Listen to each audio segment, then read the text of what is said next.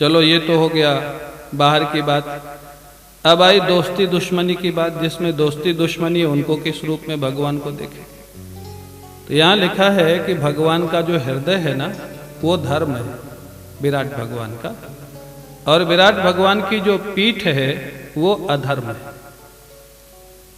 और बड़ा लॉजिक है इसमें। पीठ किसी की किसी को दिखाई नहीं देते, मेरी पीठ आपको नहीं दिखाई दे रही, आपकी पीठ मेरे को नहीं दिखाई दे रही।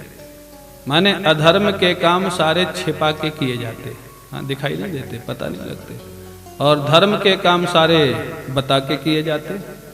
जैसे आनंद जी भागवत करा रहे हैं तो सबको महीनों से बताया गया है, लेकिन जब कोई घोटाला करता है क्या पहले कार्ड भेजता है किसी को कि मैं इस तारीख से घोटाला करूंगा।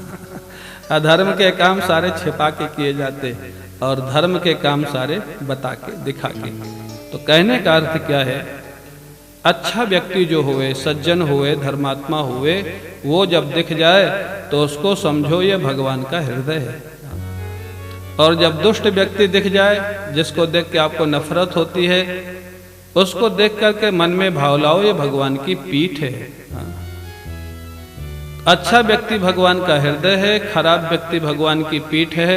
जब ये चिंतन लगने लग जाएगा तो दोस्ती दुश्मनी की भावना कम होने लग जाएगी, और वो भावना जब कम होगी उसके बाद जब हृदय में भगवान का ध्यान करोगे तब मन लगेगा। हाँ ऐसे मन लगेगा नहीं। तो ये जो मन है ना ये ऐसे जल्दी नहीं लगता है। चलो अच्छा हुआ कुछ लोगों की नींद खुल गई। तो अब मन जो है ऐसे सीधे लगेगा नहीं। तो आप दोस्ती दुश्मनी कम करो बाहर की, अगर भगवान का रास्ता अपनाना है।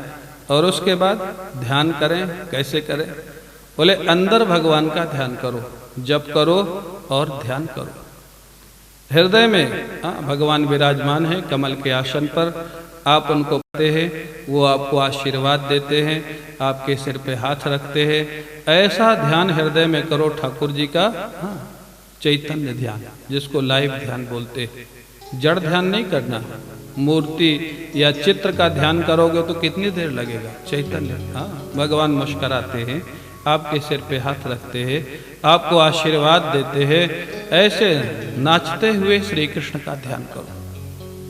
फिर आपका थोड़ा भी अगर भाव है, दोनों बात चाहिए, बाहर की दोस्ती दुश्मनी कम हो और भगवान से थोड़ा प्रेम हो। जब ये दोनों बात आ जाएगी तो आपका मन लगने लग जाएगा, रस आने लग जाएगा। तो उसके बाद फिर महाराज कभी शरीर में रोमांच होगा, कभी आंखों में आंसू आएंगे, कभी प्रेम में रोने लग जाएंगे, तो कभी प्रेम में नाचने लग जाएंगे। ये फिर भक्ति के भाव प्रकट होते हैं। और वो जब भाव प्रकट होने लग जाएंगे तब मानो हृदय शुद्ध हो रहा है, ये पहचान। भगवान के लिए जब आंखों से अश्रुपात होने लग जाए, शरीर में रोमांच होने लग जाए, समझ लेना तुम्हारा जीवन भगवान के रास्ते में बढ़ रहा है, हृदय शुद्ध हो रहा है। बिंदु जी एक बहुत अच्छे वक्ता हुए हैं, उन्होंने एक बड़ी अच्छी बात अपने एक पद में लिखी है। जब भगवान के प्रेम में अश्रुपात होता है तो कहते हैं ये आंसू कहाँ से निकले, इतने आंसू कहाँ से निकल आए? बिंदु जी कहते हैं कि मेरे हृदय में जो पापों के छाले पड़े थे, आपकी विरहाग्नि जब प्रदीप्त हुई वो छाले फूट गए और उन छालों का पानी आंखों के रास्ते बाहर आ रहा है। माने पाप धुल रहे, पड़े थे पापों के दिल में छाले जो बिंदु बनकर निकल रहे। ऐसे ऐसे सुंदर भाव। तो कहते हैं ये जब भाव आने लग जाएं, समझ लेना भगवान की भक्ति तुम्हारे जीवन में आ रही है। प्रेम आ जाए तो सोच लेना अब काम बन गया, फिर रास्ता भटकने की स्थिति नहीं रहती। एक बार भाव आ जाए, प्रेम आ जाए, और फिर तो अगर आप जिस दिन पूजा पाठ नहीं करेंगे तो पूरा दिन खाली लगेगा। प्रारंभ में तो लगता है जल्दी जल्दी करो, नियम पूरा करना है, गुरुजी ने बताया तो नियम पूरा करना है। इतनी स्पीड में माला करते हैं, इतनी स्पीड में पाठ करते हैं हमारा, शताब्दी एक्सप्रेस से भी ज़्यादा तेज। वो उसको अच्छा नहीं माना गया। विधि पूर्ति ठीक है, लेकिन बहुत तेज पाठ करे, सिर हिला के पाठ करे, वो अच्छा नहीं माना गया। शांति से करो ना। कई लोगों का पूजा पाठ तो बाथरूम से ही प्रारंभ हो जाता है। स्नान किया, हनुमान चालीसा शुरू, और कपड़ा पहनते पहनते फिनिश।